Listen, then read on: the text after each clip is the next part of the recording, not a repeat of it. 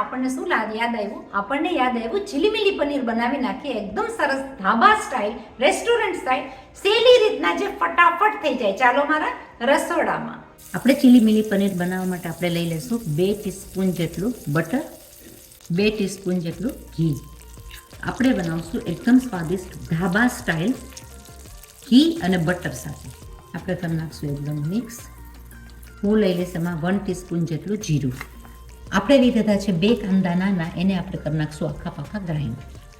આપણું જે જીરું સોતળાઈ ગયું છે એમાં લઈ લઈશું 2 નાના કાંદા સોતળવા માટે. આપણે એને કરશું લાઇટ ટ્રાન્સપરન્ટ, આપણે નથી કરવાના એકદમ બ્રાઉન. આપણા કાંદા સરસ મજાના ટ્રાન્સપરન્ટ થઈ ગયા છે. આપણે લઈ લઈશું એની અંદર આદુ, મરચાં, લસણની પેસ્ટ, એને સોતળી નાખશું. આદુ મરચાં લસણની પેસ્ટ સોતળાયા બાદ કાંદા, આદુ મરચાં લસણની સુગંધ એકદમ જ સરસ આવે છે અને ટેસ્ટ પણ બહુ સરસ આવશે ચીલીમીલી પનીરમાં. આપણે લઈ લઈશું 2 ટમેટા સેમ માપના, કાંદા જેટલા લીધા એટલા 2 ટમેટા ગ્રાઇન્ડ કરેલા. આ બધી મિક્સ થયેલી વસ્તુને પાકવા દેશું 2 મિનિટ ઢાંકીને. આપણે લઈ લઈશું 2 ટીસ્પૂન ચણાનો લોટ, એને આપણે શેકી નાખશું. આની અંદર આપણે નથી લેવાના મગજતરી, નથી લેવાના કાજુ. આપણે બનાવશું ગ્રેવી મસ્ત મજાની, સરસ મજાના શેકેલા લોટની, ચણાના લોટની. તો આપણે આ ચણાના લોટને થવા દેશું બ્રાઉન. ધ્યાન રાખવાનું છે કે આ ચણાનો લોટ બળી ના જાય. લાઇટ બ્રાઉન માટે આપણે એનો તાપ રાખશું મીડિયમ. તમે જોઈ શકો છો કે ચણાના લોટનો કલર એકદમ સરસ બદલાઈ ગયો છે, બ્રાઉન ઉપર થઈ ગયો છે અને ચણાના લોટનું કાચુંપણું સાવ નીકળી ગયું છે, જે આપણને જોઈએ છે. આપણે ચણાના લોટને લઈ લેશું આપણા એક બાઉલમાં, જેની અંદર કરશું બધો મસ્ત મજાનો જોરદાર મસાલો. ચલો મસાલામાં આપણે લઈ લેશું અડધી ચમચી ગરમ મસાલો, 2 પિંચ ઓફ સંચળ, અડધી ચમચી હળદર, અડધી ચમચી કાશ્મીરી મરચાંની ભૂકી, અડધી ચમચી ધાણા જીરું. માપથી લઈ લેશું નિમક. ચીલીમીલી પનીરમાં ક્રીમી સ્ટ્રક્ચર લાવવા માટે આપણે લઈ લઈશું એક નાની એવી વાટકી જેટલું દહીં.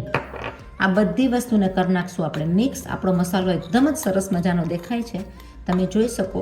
મસાલો બહુ સરસ થઈ ગયો. સ્વાદ વધારવા માટે, ગ્રેવી બનાવવા માટે આપણે લઈ લઈશું 1/4 કપ દૂધ. એને બધી વસ્તુને આપણે કરી નાખશું મિક્સ.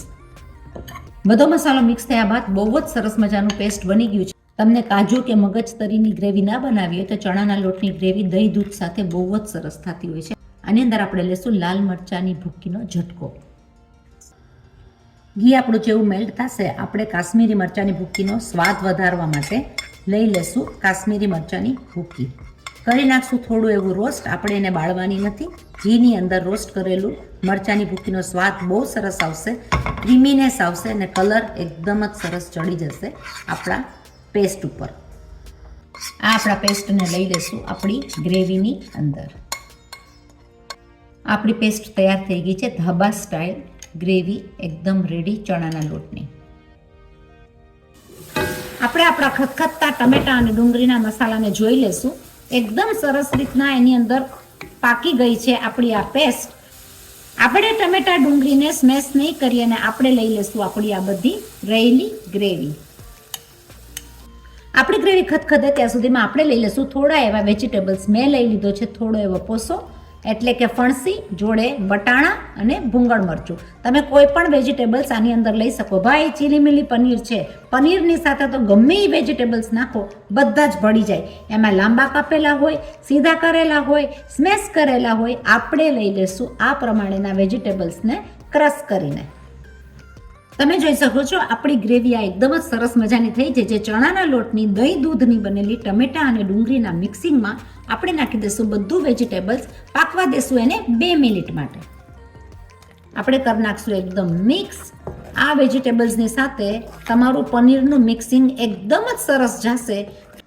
એની સાથે તમને ઓસ્ટ્રેલિયાનું પનીર પણ દેખાડીએ. આ રીતના પેકિંગમાં ઓસ્ટ્રેલિયાનું પનીર આવતું હોય છે. હું લઈ લઈશ થોડું એવું પનીર. સ્મેશ કરીને પણ તમે લઈ શકો, કાં તમે ખમણીને પણ લઈ શકો. હું લઈ લઈશ એને થોડું ખમણીને. આપણું આ પનીર એકદમ સરસ રીતના ખમણાઈ ગયું છે. બીજું જે રહી ગયું છે એને હું કરી નાખીશ હાથેથી ને ભૂકો અને લઈ લેશું આપણા સબ્જીની અંદર. ચીલી મિલી પનીરની સાથે પનીરનું મિક્સિંગ બહુ જ સરસ લાગશે. ચાલો આપણે કરીએ આપણા શાકની અંદર મિક્સ. આપણે લઈ લઈશું એની અંદર પનીર એડ કરીને કરી નાખશું મિક્સ. પનીર એડ કર્યા બાદ આપણે ગ્રેવીને કરી નાખશું એકદમ સરસ રીતના મિક્સ. તમે જોઈ શકો છો પનીર એડ કર્યા પછીની ગ્રેવી એકદમ થીક પણ લાગે છે. વેજીટેબલ્સ સાથેની ગ્રેવી એકદમ જ સરસ લાગે છે. આ ચીલી મિલી પનીર ખાસ બનાવજો, બહુ જ સરસ થતું હોય છે. કોઈ પણ ઘરે ગેસ્ટ આવ્યું હોય કે સાંજના ડિનરમાં જ્યારે પણ તમને મન થાય આ તમે બનાવી શકો. એનું મિક્સ બહુ સરસ થયું છે. આપણે એને બહુ નહીં ચડાવીએ, 2 મિનિટ માટે ચડાવશું જેથી કરીને આપણું પનીર સોફ્ટ, એની ગ્રેવી એકદમ સરસ લાગે. તો આપણે 2 મિનિટ માટે ખાલી ચડાવશું એને બંધ કરીને. 2 મિનિટ બાદ જોઈ શકો કે આપણું આ શાક એકદમ સરસ મિક્સ થઈ ગયું છે, એકદમ સરસ ઘાટું થઈ ગયું છે. આને પરાઠા સાથે, લાછા સાથે કે રોટલી સાથે ખાવામાં બહુ જ મસ્ત મજા આવે એવું સરસ મજાનું થયું છે. જરૂર બનાવજો. જો હજુ સુધી મારી ચેનલને સબસ્ક્રાઇબ ન કરી હોય તો સબસ્ક્રાઇબ કરો, લાઇક કરો, શેર કરો અને બીજાને આગળ ફોરવર્ડ કરો. શાક એકદમ જ સરસ થયું છે. ગ્રેવી, વેજીટેબલ્સ એકદમ સરસ મિક્સ થઈ ગયા છે. આપણે ગેસની ફ્લેમ કરી નાખશું બંધ અને લઈ લેશું થોડી એવી ઉપર શણગાર કરવા માટે કસૂરી મેથી. બનાવી નાખેલું ચીલી મિલી પનીર એટલે કે વેજીટેબલ્સની સાથે પનીરની સાથે વેજીટેબલ્સ ગમે એ ભળે. તો તમે આપણે બનાવ્યું અલગ રીતના. આ તમે જુઓ, વેજીટેબલ્સની સાથે પનીર નાખીને એકદમ સરસ મજાની ઘરની ગ્રેવી, જેની અંદર કાજુ નથી, મગજતરી નથી, પણ ગ્રેવી બહુ સરસ મજાની થઈ છે. બન્યું છે આપણું અસલ dhaba style, restaurant style chilli milli paneer with vegetables. તો વેજીટેબલ્સની સાથે આ તમે જરૂર બનાવજો. આપણે લઈ લઈશું એક બાઉલની અંદર. લાગે કે આપણે રેસ્ટોરન્ટની ડીશમાં જ ખાઈએ છીએ અને બહુ સરસ મજાનું આપણું આ શાક થયું છે. જરૂર બનાવજો. સિમ્પલ રીતના, સરળ રીતના, સહેલી રીતના કેવી રીતે બનાવી નાખ્યું, બહુ જ સહેલી રીતના થઈ જાય છે. આ શાક ગમે એની સાથે સરસ લાગે. લાછા સાથે કે પરાઠા સાથે કે નાન સાથે કે ધાબા સ્ટાઇલની રીતમાં તમારે જેની સાથે લઈને ખાવું હોય એ રીતના તમે ખાઈ શકો. બહુ સરસ મજાનું શાક થયું છે. ગરમા ગરમ શાકને આપણે લઈ લઈશું. ગમે એ રીતના તમે ખાઈ શકો. આને એકલું ખાવાની મજા પણ ઓર જ હોય છે. તો સબસ્ક્રાઇબ કરો મારી ચેનલ, લાઇક કરો, શેર કરો, બીજાને ફોરવર્ડ કરો. આગળ પાછળની બધી અલગ અલગ વેરાયટીઝ, અલગ અલગ રેસીપી જરૂર જુઓ. સહેલી રીતના, સિમ્પલ રીતના કેવી રીતે બની જાય છે ચીલી મિલી પનીર.